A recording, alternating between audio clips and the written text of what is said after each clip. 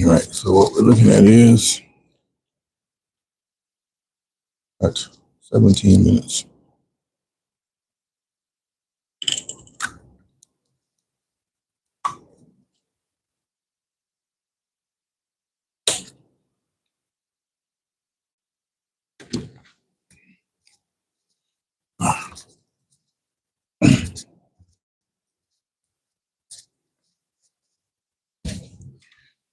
All right. All right, good morning. This is Sports for Real. Got a few things to cover. Don't have a whole lot of time, so I'm going to just jump right into it. Yesterday, we had the first round of the NFL draft that took place and had a few surprises. Early on, everybody expected the draft order just continue the way that it was lined up to be. And Cleveland Browns had the third pick. I take that back. They had the second pick. But everybody expecting Cam Ward to go to Tennessee, which he did. Then after he went to Tennessee, Jacksonville traded up to the number 2 spot. And they were able to get Travis Hunter. In giving up that position, they swapped places with the Browns. And they gave up first round pick in 26 and the second and fourth round pick this year. So they felt like Hunter was worth all of that. And being that he's a two-way player, and if he pans out that way in the NFL, then whatever the Jaguars lost. So Hunter seemed to be excited about it, and the fans here in town seem to be excited about it so far. But everybody expected Cleveland to probably pick up Travis Hunter, and that didn't work out that way. Also, how you doing, Kushal Gupta? Later on, Shedeur Sanders, everybody was expecting him to go to, in the first round, possibly going to the Giants. That didn't happen. And then they thought he was going to go to the Saints. And if the Saints didn't work out, he was probably going to end up in Pittsburgh. Well, none of that happened because the Giants moved up and they took a quarterback in the later part of the first round, and it turned out to be Jackson Dart. Well, based on what I've been hearing and knowing how Jackson Dart, I thought he was a pretty good quarterback all along, he's been slowly sliding up the draft. And because he slid up the draft, it kind of pushed Sanders to the back a little bit. And a lot of people are saying that even though Dart is drafted higher than Sanders is going to be the better pro. That remains to be seen because Dart has been drafted and Sanders has not. Now, I'm sure he's going to end up somewhere in the second day of the draft. And it would be really surprising if he did not. But I'm not surprised that they took Dart over Sanders because that's just the way that things was trending in that direction. JC, how you doing, man? I don't know what Kershaw is trying to say. No, I don't look like Mike Tyson. But here's the deal. Sanders, all that talking and he's got to get out and play now. We don't hear all the media blitz and look at me kind of thing. He's got to go out and play when he gets his opportunity. Has he really lost anything? No, he hadn't lost anything. But I think it's a blow to his ego not to go in the first round. But I'm sure he's excited that Travis Hunter was able to get down to Jacksonville because, like I said, it seems like somewhere that Hunter wants to be. Why do you think Sanders didn't go in the first round? Well, his stock is dropping because, like I've been telling you all along, his problem is escaping the pass rush. And I've heard a few things that disturbed me over this process of evaluation. It took a lot of sacks in Colorado because he didn't want to ruin his passing percentage. I don't know if that's true or not, but that's one of the knocks on him, that he would take a sack as opposed to ruining his numbers. And that's not a good thing, especially when the game's on the line. Are you more concerned about your stats or are you more concerned about trying to win? It kind of goes back to what I was talking about the guy on my baseball team. Here we are trying to win a big game. We got a 3-run lead, but since I DH your position, your batting position, and you didn't get a chance to hit, none of that mattered that you're about to win the game. All you're concerned about is that you didn't get a chance to hit. And I was horrified to find myself in that situation. And I hope to not to have to deal with that kind of thing again. So Maybe Sanders is in the same boat. I hate to think that he is. I don't think that he is. And knowing that the professional game is completely different, those guys in the locker room, they're not going to stand for that. And if that's the way he is, that's going to be shown pretty quick. But I think he's going to get drafted in the second round, somewhere early in the second round. He probably 6 or 7 picks. He end up somewhere, but we'll see. I don't think his brother's going to get drafted. He may get a shot at a free agent. But the thing about all those guys ending up together now is a possibility. Let's just say Jacksonville signs or drafts Shedeur in the second round, and then they can sign Shiloh to a free agent contract. So it's very possible that all those 3 guys could end up on the same team. Maybe that's what they trying to rig the whole time. I'm not sure. But switching gears a little bit, and notice that I'm talking about the NFL draft before we get to the NBA playoffs. Of course, things are heating up in the NBA. We saw that the Clippers ran off Denver last night, and I don't know if I'm surprised about that or not, but the Clippers has been a rising team over the last few weeks leading up to the playoffs, and a lot of people are expecting them to make a run into the Western Conference Finals. Kawhi Leonard is playing at the top of his game right now, and if you get James Harden to show up, then that's going to be a hard team to beat, especially when you got a guy like Zubac down low. That's a tough situation to deal with if you're an opposing team. And I told you before, Jokic can't do it all by himself. He has to have consistency from his number 2 man, and that is Jamal Murray. Murray, I don't know what he did last night. He's been playing pretty well since he came back from his injury, but I've seen sometimes during the year where here you are, the number 2 player on the team, and you scoring 1 or 2 points in the first half. That's no good.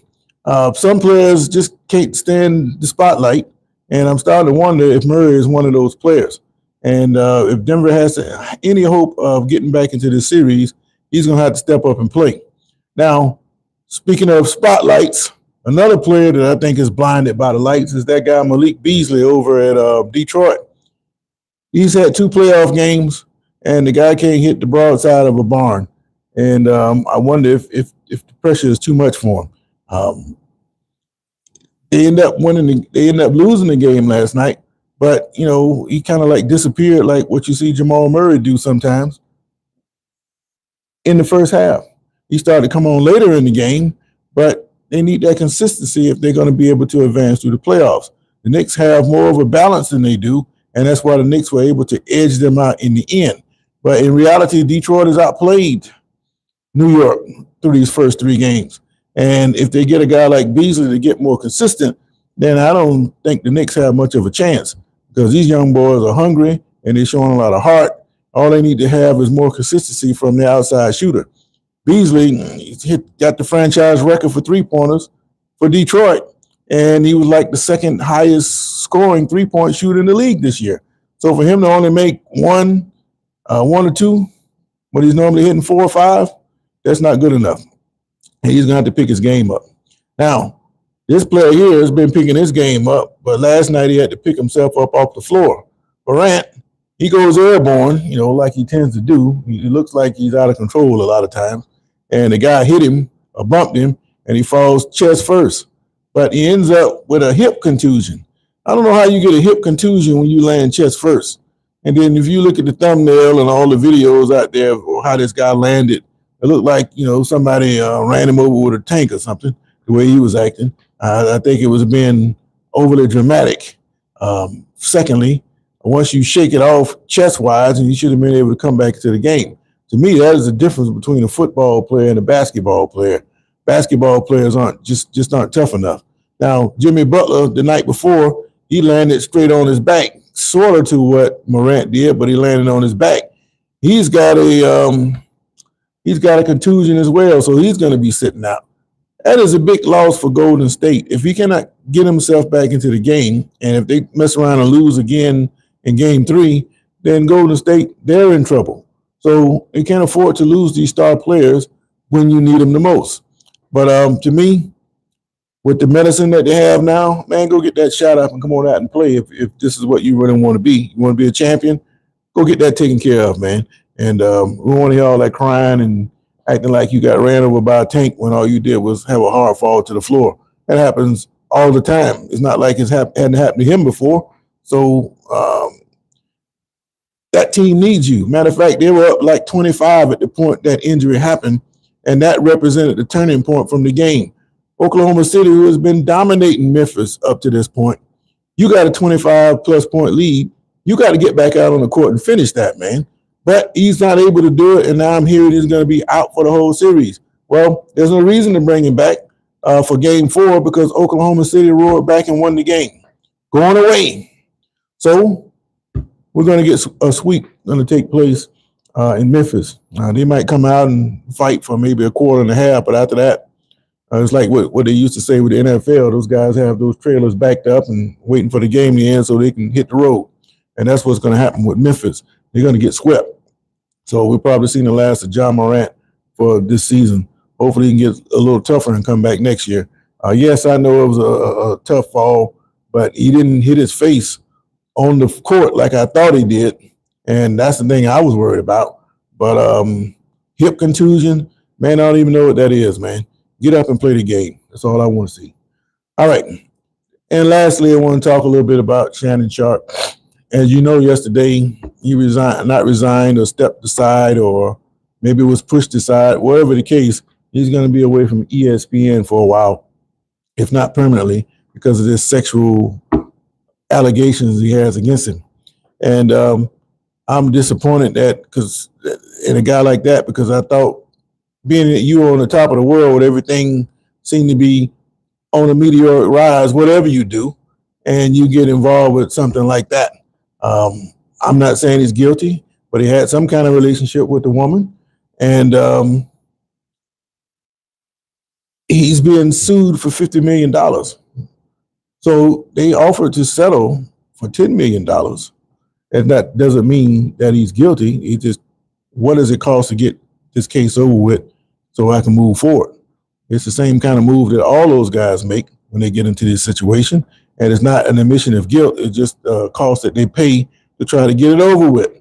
Well, that $10 million, what it does is opens the floodgates for other people to come and try to attack you. Now, I see in the reports today is ex-girlfriend from years ago come back saying he did this and he did that.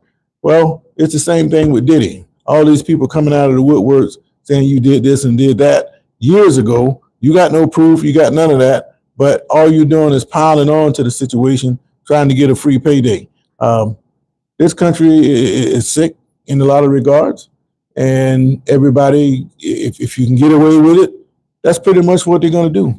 But the fact that he got involved with this girl who's OnlyFans, and I've never been on OnlyFans, don't know much about it. But if you're showing your body and getting paid for all of that, then basically what you are is a prostitute. And he got involved pretty much with a prostitute. And why would you, if you're in a position that he's in, rising to the top, I can't understand why you would expose yourself to potential trouble that he's in now when you're having a meteoric rise like he's having. That's very disappointing. Whatever the case, I hope it works out for him. I hope he doesn't lose everything, which he's probably not going to do that because he's got his own company. So if he's not with ESPN, so what? He's got that podcast, and he's got the other podcast with Chad Johnson. So he's doing real well for himself. But it's the embarrassment that he has to deal with that is most distressing for himself and people who respected him. And he's going to have to repair all those things if he wants to continue to be respected. But like I say, a lot of times these athletes, when they get in trouble, it's all over the news for a minute, then it goes away. And then after a period of time, they make a comeback. Case in point, Kobe Bryant. Oh, he was the worst guy in the world. He's got this sexual assault allegations against him. He loses all his endorsements. That's the end of Kobe.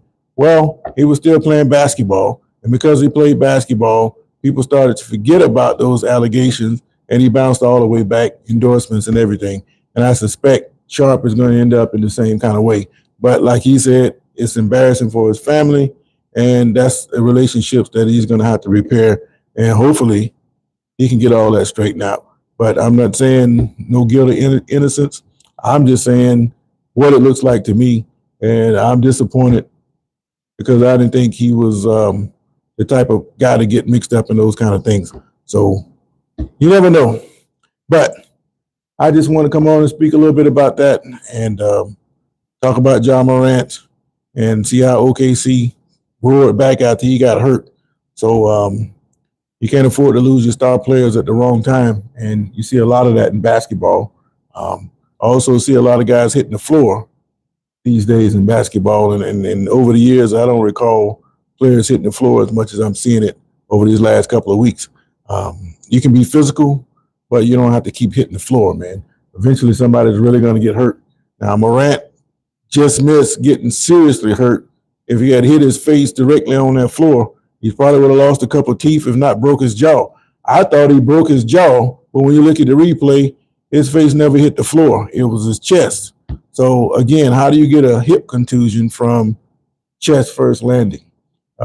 Explain that to me. I don't know. And Shedeur Sanders, he didn't get drafted yesterday. It didn't surprise me that Dart was selected ahead of him because Dart is more of a traditional kind of quarterback, and some of the teams that were looking at Shedeur are also looking at Dart, and I guess they like Dart style better than Shedeur. But some things are troubling about Dart, especially when it comes to calling cadences. These modern college quarterbacks, they don't do a whole lot of that. So that's something he's going to have to fix. And I think he's going to be okay, just like Sanders would be okay.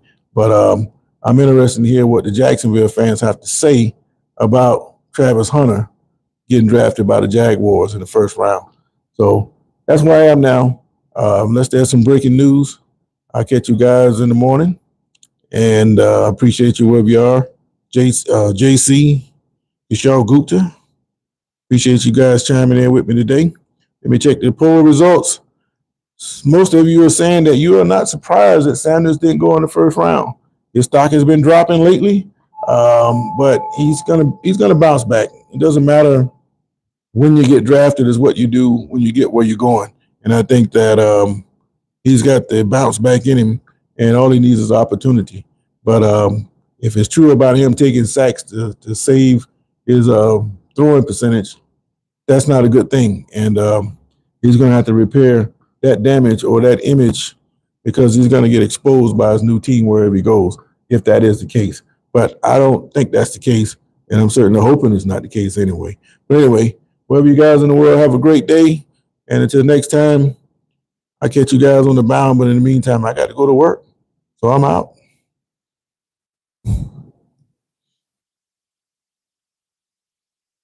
All right, let's see what we got here. Jihad, I got to go, man. Have a good day. I'll catch you guys next time. And see you in a while, Jihad. You got to keep up with me now. Later.